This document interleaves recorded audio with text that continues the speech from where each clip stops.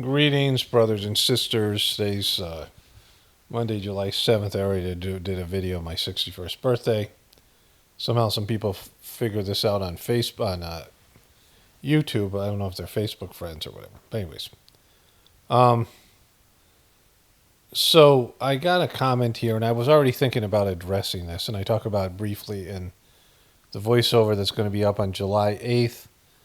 This will be a part of the Journey series, and I'll post it separately, probably on Gratefulness Meditation and Pockets of Future. So the person writes this here. Paul,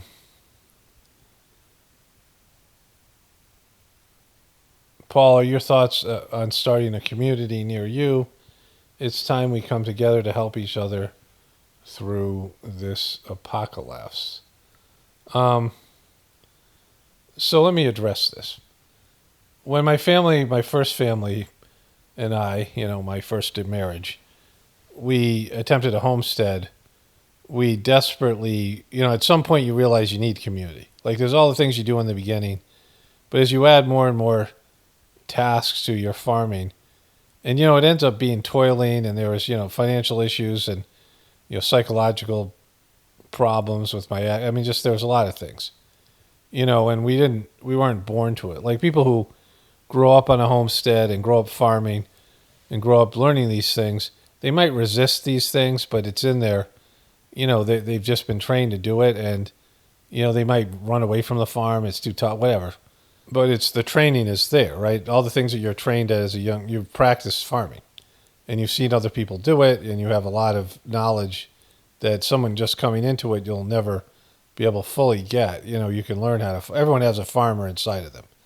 Everyone has an agrarian, and not just farming, but all of it, right? That kind of living. And at some point, you realize that you can't do this on your own, and you need to have a community. And so back then, our community was Sajmarg people. There's whispers of the brighter world messages that are now about to kick in. Some of these predictions and prophecies.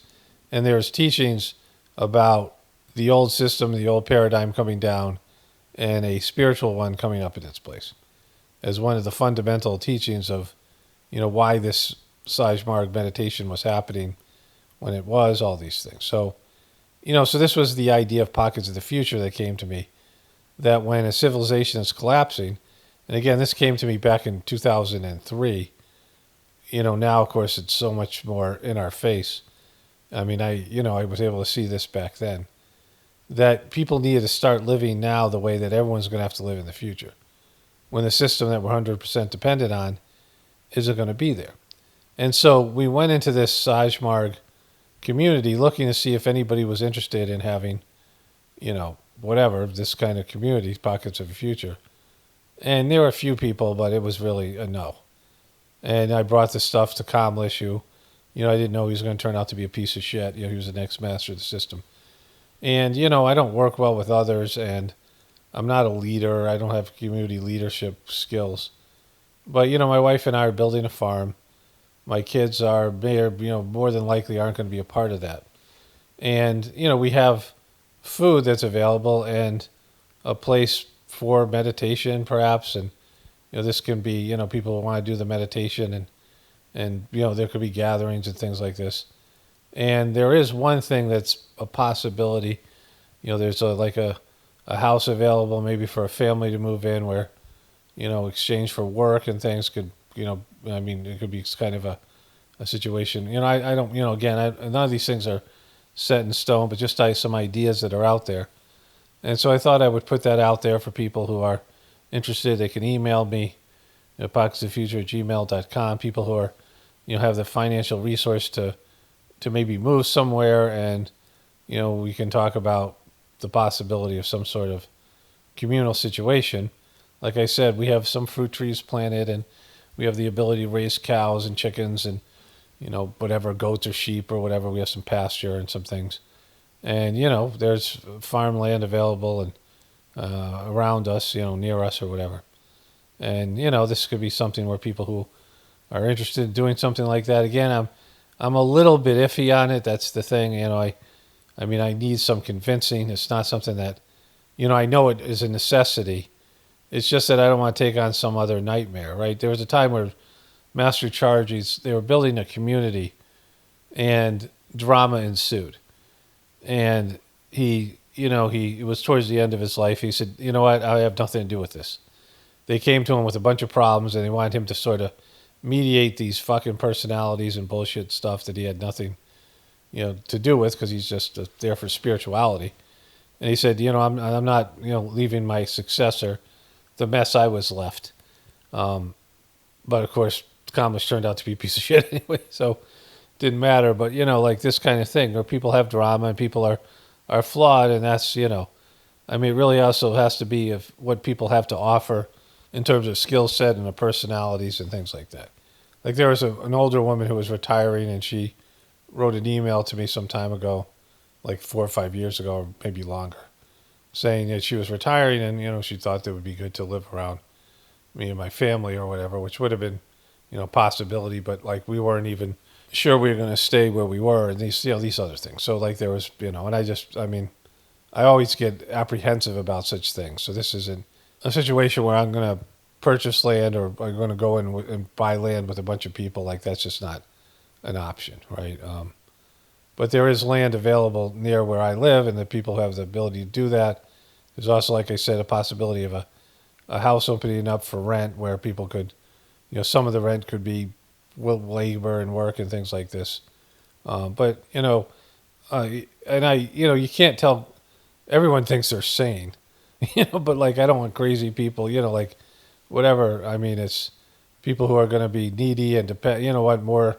I'm a private person. I'm a introvert or whatever, and so as I was saying, it's like your fans that'll kill you more than your enemies and whatever it is. So it's I'm not starting some kind of a cult or religious type thing. I mean, people can come and meditate, and to whatever extent I can do preceptor work, some like a variation of the Sajmark system without the master of the system. But it's got nothing like, it's not going to be me leading a bunch of people. People living in community, they have neighbors who, who have the same beliefs and things like this, who can share work and labor. I mean, we definitely would need youth. My wife and I recognize that, some of the farm work we're just not going to be able to do or cannot do now.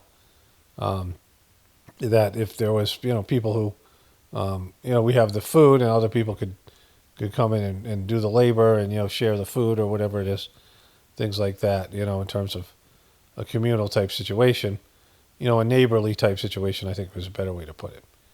And so people can contact me and, this is not some panic doomsday prepper. I mean, everybody should be a prepper. Like, I don't know how you can look at what's going on now and not prep. Everyone needs to store food and develop some skills and prepare themselves. Nothing might happen, but something very well could, which we all see it's the possibilities there.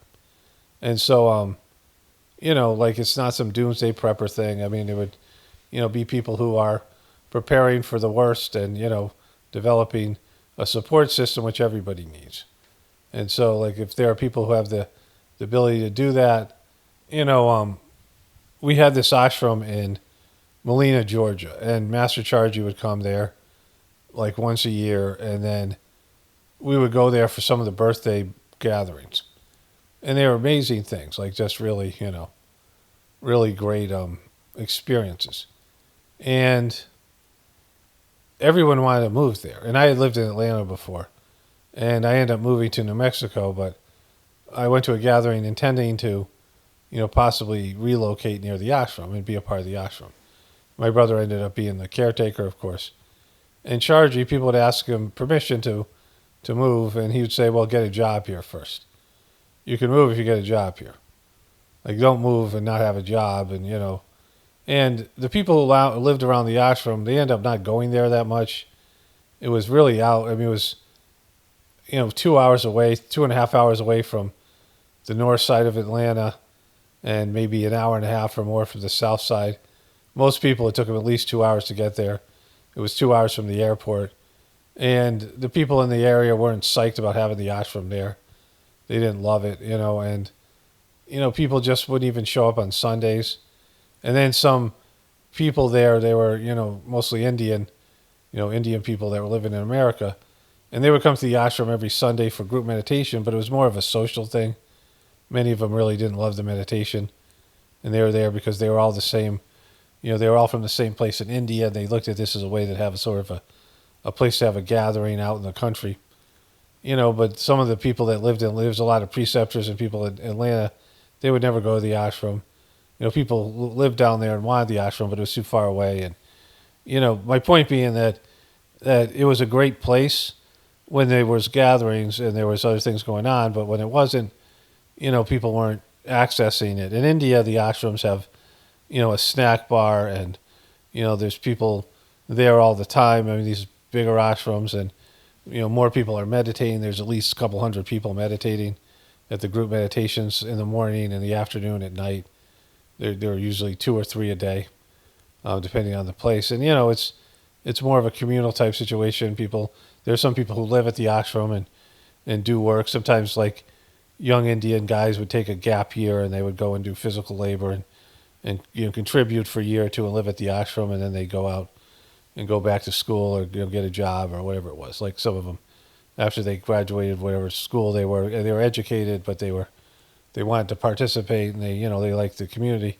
But that doesn't exist in America, and so I'm not a community builder. Like I can't expect myself. I'm the worst networker.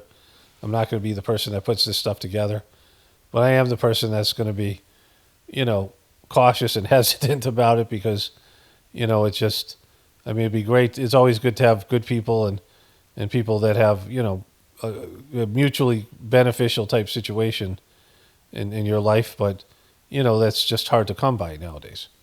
And so anyways, with all that being said, there's some opportunity here, like maybe for, like I said, a young family who's, looking to relocate and has the ability to get work and wherever they go or whatever, or do work at home or whatever it might be, these kind of things. And, and people, I don't, quitting your job and running in a panic to, so that's not like what this is about. Like, this is not, some kind of, not practical thing. Like, it has to be done with a sense of, not just, this feels right, which is great, that there's some heart connection, but you also have to have, the material situation that you can do something like this, right? Like, I don't want people thinking that, like, they quit their job and they put themselves in a bad position and somehow I'm responsible for them or whatever it is. Like, that kind of thing. Like, that's just, it has to be something where people have the, the means to do this kind of stuff, whatever, either financially or whatever it is. And so, let's just put that thing out there so people can email me and we could, whatever, have some sort of discussion about this in the future. The idea here would be, people who are neighbors living in a situation where there would be, some meditative place, like a meditation, probably be like a barn or something, or whatever it was, some place to meditate. I mean, it could be a house until it outgrows this. The people are, looking to do the meditation would be a big part of it, and people who are, like doing farming and want to live a more agrarian lifestyle, these things.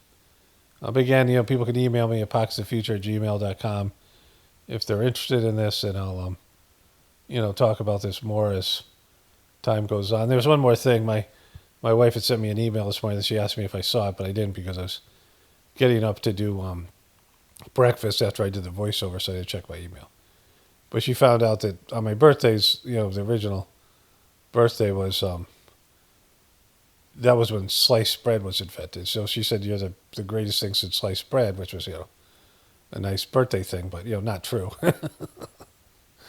Because there's been a lot of greater things since sliced bread that are, better than I am in people, but, still. But anyways, that's what's going on with me at this thing.